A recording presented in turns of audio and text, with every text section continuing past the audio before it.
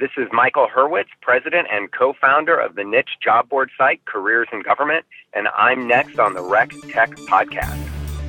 Welcome to Rec Tech, the podcast where recruiting and technology intersect. Each month, you'll hear from vendors shaping the recruiting world, along with recruiters who'll tell you how they use technology to hire talent.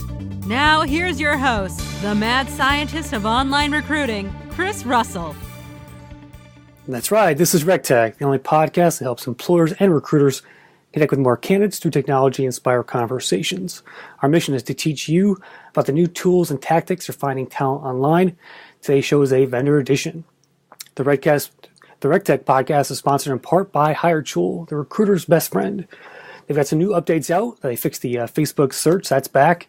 Added a diversity filter, redesigned the candidate profiles, and also importing enhancements and more. We'll talk with Nin Tran at the upcoming HR Tech Show, so we'll get you another update as well. Find them on the web at hiretool.com. That's HIRETUAL.com. And a couple shout-outs. Quick shout-out to my past guest, Claire Petrie from Remedy Staffing in Buffalo. She posted a nice review of the show on iTunes, which I'll read to you here. Love the guest Chris brings on the show. She says, I've listened to recruiting professionals with a wide range of experience in recruitment tech and years of experience that all have great perspectives and info to share. So appreciate the kind words, Claire. Thanks for the review and thanks for listening too. And as I mentioned, I'll be at the HR Tech Conference in Vegas in a few weeks. So if you are a recruiter or a vendor who wants to be on the show, we'll be attending. Shoot me an email so we can get you on the schedule for a quick 10 or 15 minute interview. Get your perspective on HR technology or recruiting or whatever you want to talk about at the show on the floor live. So Chris at rectechmedia.com. Hope to hear from you guys and look forward to seeing all my friends and colleagues at the upcoming show. All right, let's get to our guest. As the head of CareersInGovernment.com, Michael Hurwitz is skilled in digital strategy, advertising, sales, and integrated marketing. Along with a strong business development background, he holds a degree in political science and government from the University of Iowa. And he joins me on the phone from Iowa. Hey, Michael, how you doing today? I'm doing great. How you doing? Doing pretty well. So looking forward to our chat today. I wanted to start out by, why don't you give the listeners a brief history of the website? When did it start? When did you come in? And give us some background there. Absolutely. So we have an interesting background in history. It was actually launched in 1996. So it was one of the very first job boards, public or private sector at that point. It was actually launched by my father-in-law and mother-in-law. My father-in-law had been in city government his whole life, recently retired from the city of Inglewood, California. And they had run the site successfully for many years. But, you know, as they were getting older and going into grandparenthood and all that great stuff, they were kind of winding down, and they approached myself and my wife early on when we were dating if we would acquire the job board. Now, I was with Gannett. I was managing the USA Today digital advertising. And, of course, you know, Gannett owns or partly owns Career Builder. So my mother-in-law had this fantasy that, you know, Career Builder would acquire Careers in Government. Well, this was like 2010. So no one was acquiring any company. There was nothing happening. So, you know, they said, hey, would you like to join? And it was interesting because my wife, Corey, who's also the co-owner of Careers in Government, incredibly talented woman. You know, I'm saying that not just because she's my wife, but she used the skill set of launching Careers in Government and helping her parents and use that to help launch Hot Jobs. So she was about, I think, the 7th or 8th employee at Hot Jobs and helped grow Hot Jobs through the years and ultimately helped develop the sale for Hot Jobs to Yahoo. So when her parents came to us and said, hey, would you like to acquire the company? Again, this is about 2010. We decided to take it over, but you know, it had not been updated whatsoever. It was really in the, you know, you've got mail kind of look in terms of website. It was a mess. Yeah. So, you know, we continued our jobs and slowly developed the website. And more importantly, we developed the goal and the foundation behind Careers in Government, which was we knew that job seekers were no longer just going to a job board or an employment page to look for jobs, that we had to act as a full service advertising and marketing partner for state and local government. So that's really how we the genesis of how we developed the website. Gotcha. Yeah, your roots in the online recruiting space go deep there, and it sounds like this really served you well in terms of growing the site overall. What's it like to help these kind of organizations recruit? Because let's face it, they're not exactly the most savvy when it comes to digital marketing of their job listings, right? I say that tongue in cheek, but what's that challenge like for you, running this business? Yeah, that's a great question, and one I laugh because it is true. And if you talk to any HR executive in government, they'll do the same kind of chuckling, and it might be more crying on their end than laughing because, I would say they're about 3 to 5 years behind in technology. However, there's an interesting confluence going on right now in public sector. The first is that it was the first time during the recession that government actually had to lay off employees. They don't, government doesn't lay off employees. They continue to grow. Maybe they grow slower, but they don't fire staff. So they had to shed off a large number of employees. Now, suddenly the market comes back. Now they're short-staffed, but on top of that, the baby boomers weren't going to wait around to see their pension possibly pop again. So they're out of there. It's called the Silver Tsunami, and they're leaving government en masse. So you have this fact that they're already short-staffed, and now on top of that, they're losing staffers in the marketplace to retirement. And on top of everything else, it used to be where government would post a job on their employment page, or they would post physically a job in City Hall, and that's all they really had to do. They would also post in the newspaper. That was it. They had no problem filling the jobs. So you have a lot of people with the mindset of, well, this is what I did in the past. It'll work again, and it's no longer working that way anymore. So they're turning to us to say, look, you need to help us with our recruitment marketing. And you're seeing more and more. There's two things going on in government. They're talking more about employer branding and the critical need to brand themselves as an employer of choice, knowing that, salaries are going to be lower, pensions aren't like they used to be. So they have to really reposition themselves as an employer of choice. The second thing they're looking at doing is talent acquisition is really being looked at as a marketing position. How do our HR talent staff start looking at recruiting as a marketing position and to learn how to market jobs, not just post and then focus on recruiting? So all these factors are really coming in, and it's an exciting time to be in government. We've seen a lot of changes, and that's why we're very bullish on the marketplace in terms of the growing sector and for opportunities for us. Yeah, you brought up a good point, I think, was the recruiting marketing aspect of all this. And I think as a job board, if I was running a job board today, that's one of the areas I would be helping employers with more of in terms of offering more services and knowledge around that. What are you guys doing there specifically to help these organizations with some of their recruiting marketing? Yeah, great question. And we're really rolling out with some pretty significant services. Our goal is really to be a hire to retire advertising and marketing service. So obviously the job board acts as, I've trademarked it. No, just kidding. Don't use it ever again. Right. So, it's exciting because we're looking as the job board being kind of the hub or the portal to begin the process of selling to a government employer our services. Obviously, that's where we can begin to do our employer branding, our recruitment marketing. But social media has been a very important part of our growth, which we can talk about in a few minutes, which has been very exciting for us. We're partnering with a lot of government associations in the marketplace, delivering employee engagement services, delivering comp and class, which is, in government, what the compensation is and development of the classification of these certain jobs.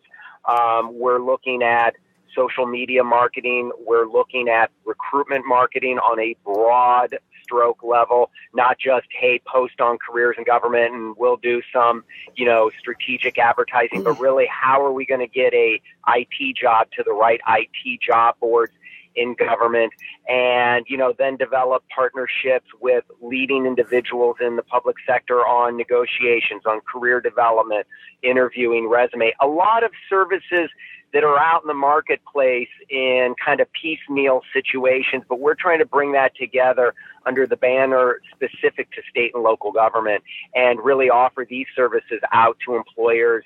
And it's very exciting because we're getting very strong response from the employers. Nice. So you're moving much beyond job postings, right?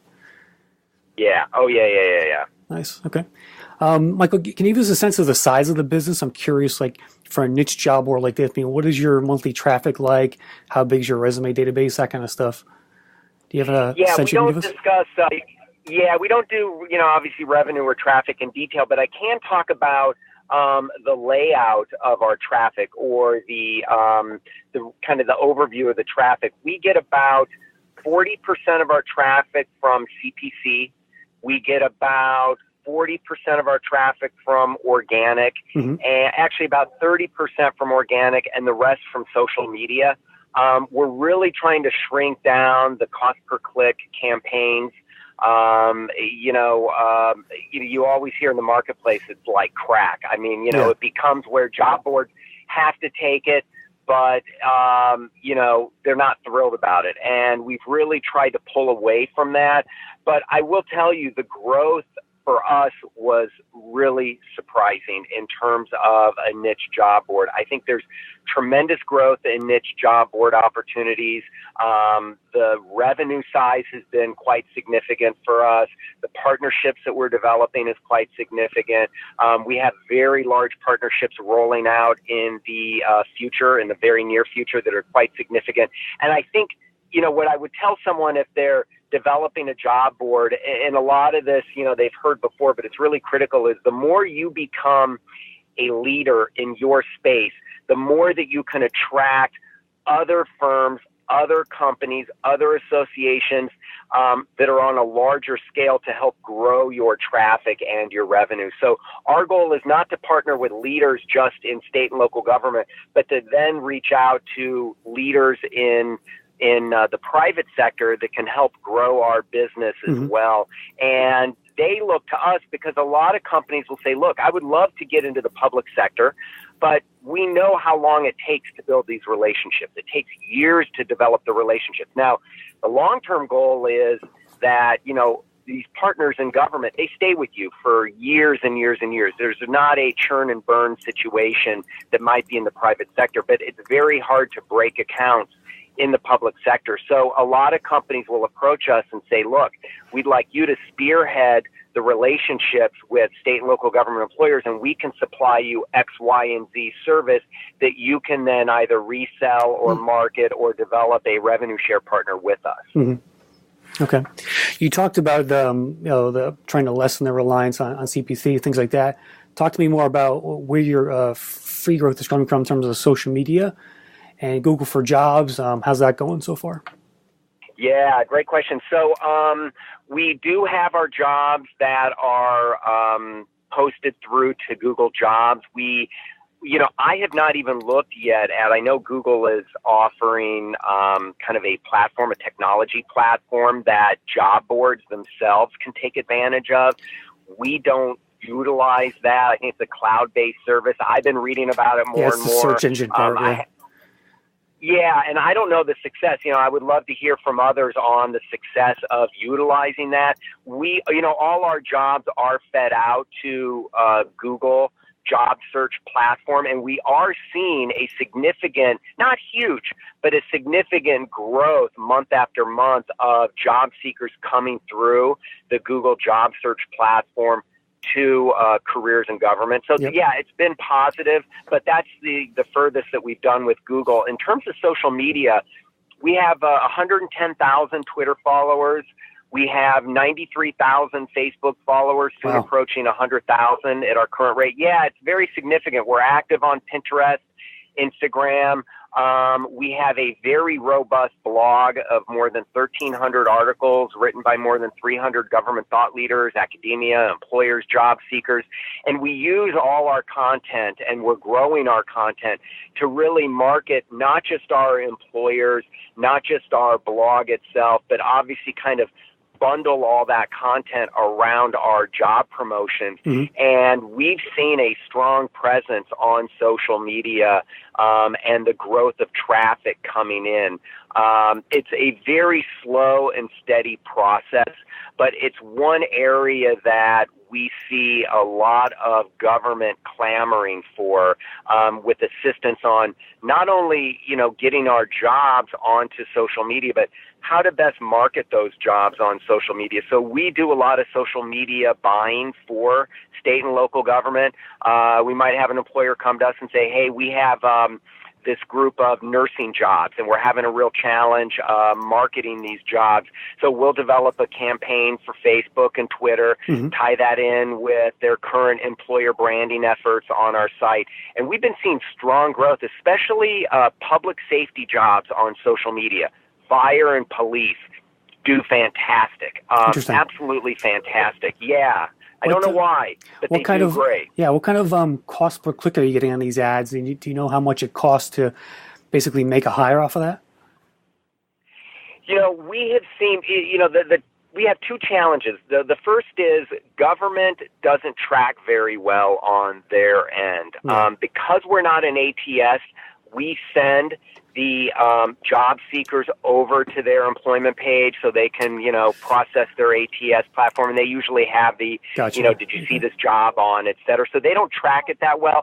We're seeing, but based on that, based on what we've, analyzed in the marketplace on doing a number of tests, we can get a, cost per application of around 80 cents to $1.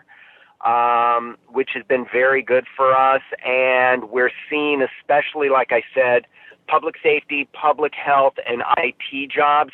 What we're doing from our direct interviews, and we've done some test case situations with clients, we're seeing conversions. We're seeing those job seekers coming from Facebook and Twitter applying, and they're absolutely qualified applicants. And we've had a number of employers that have succeeded in hiring individuals directly from the campaigns that we set up. Very nice, very nice. You mentioned the 93,000 Facebook followers on your page. Do you know how much that translates in terms of traffic to your site itself? Like, what does 93,000 give you as far as traffic goes? I wish I knew. I got to look at the test because I haven't crunched all the numbers because a lot of that is combined with a lot of the paid campaigns that we do specifically for employers. Plus, we also develop paid Facebook campaigns for some of our employers specifically. So I haven't broken down the Facebook organic traffic versus the Facebook paid traffic. But overall, we see a pretty solid number, anywhere from 2,000 to 3,000 per month visitors as a result of our Facebook campaigns alone, which is pretty strong. Yeah, definitely. Yeah. Awesome. Let's take a quick break, Michael. Let me tell you about our other sponsor today for the show, which is Rejobify. Rejobify wants to change the way employers reject candidates. Instead of simply rejecting them outright, you add a small amount of text to your rejection email template on your ATS, inviting them to a landing page where they can sign up for a free job search hacks course, gain access to other resume tools and offers. Go to rejobify.com to learn more. So, Michael, we're entering an age now where there's a lot of HR tech out there, a lot of recruiting technology. Where do you see your site in 5 years as far as how it fits into that overall recruiting process? Give me a look. Put your glasses on and look out 5 years and tell me what you see. That's a great question. We look at ourselves and how we position ourselves as kind of the Sweden when it comes to ATS providers. There's a small handful of ATS providers in state and local government. The HR tech services that are out in the private sector are slowly starting to dabble in at a very slow level. We go to government conferences nationwide nonstop. And, normally we just see the standard ATS providers. We don't see a lot of programmatic HR tech solutions or any machine learning type HR solutions. Really kind of innovative, forward-thinking solutions haven't yet penetrated the public sector market. So what we see ourselves as continuing to grow this kind of front-end advertising, marketing, hire to retire platform that we can then plug in best-of-class services that we see that are successful in the private sector that the public sector might want to take advantage of, and we can help by partnering with these individuals bring these services to the marketplace. Because again, like I said, the challenge that any HR technology solution provider, let alone a job board, has if they want to get in state and local government is it takes years and years to develop and grow partnerships and the relationships. It's just a true relationship business, and that will never change in government. Yeah. And since we have this 22-year history in government, we can kind of be the spearhead to help these HR tech solution providers bring their services in the marketplace by partnering with us. And then the government employers can turn to Careers in Government as a company that can provide a plethora of these services. So that's where we see ourselves as really a full service solution provider, but where we're not developing the solutions internally, we're really partnering with the HR solutions, but we have the advertising and marketing team in-house, and that will always be kind of our sweet spot. Yeah, excellent. Have you heard of Job Apps? It's an ATS for... Yes, I have. They're great people, wonderful people. In fact, we're going to be working with Job Apps. We're partnering with Job Apps. Nice. Well, I was curious, what other ATSs are there for, government sector organizations? There's a few of them. There's Job Apps, there's NeoGov, there's Taleo, which is an Oracle product, and there's Cornerstone. That's about it for the main players. Civic Plus is, I think, one of the best providers in the marketplace. We're also going to be working with Civic Plus as well, but they're incredibly talented folks. And they do what I like about Civic Plus and why we're going to be part. Do you know Civic Plus? No, I hadn't heard of them. Oh, they're great. What I like about Civic Plus is they're not just an ATS provider, but they're also involved in employer branding. They'll develop the website, and because they have relationships and a strong understanding in state and local government, they'll design the website, integrate their website with their employment page. So there's a cohesive branded look for the employer, and very talented individuals. But that's about what we're seeing within the ATS providers. It's a small community because, again, the unique nature of state and local government and the challenges that a lot of these companies have getting in the space, it really limits the number of players that are in the marketplace. Yeah, I got to tell you, Job Apps is probably the most expensive ATS I've ever heard about in terms of... Yeah, they work with a client of mine, a state government, and I was shocked by that number they charged them. It was incredible.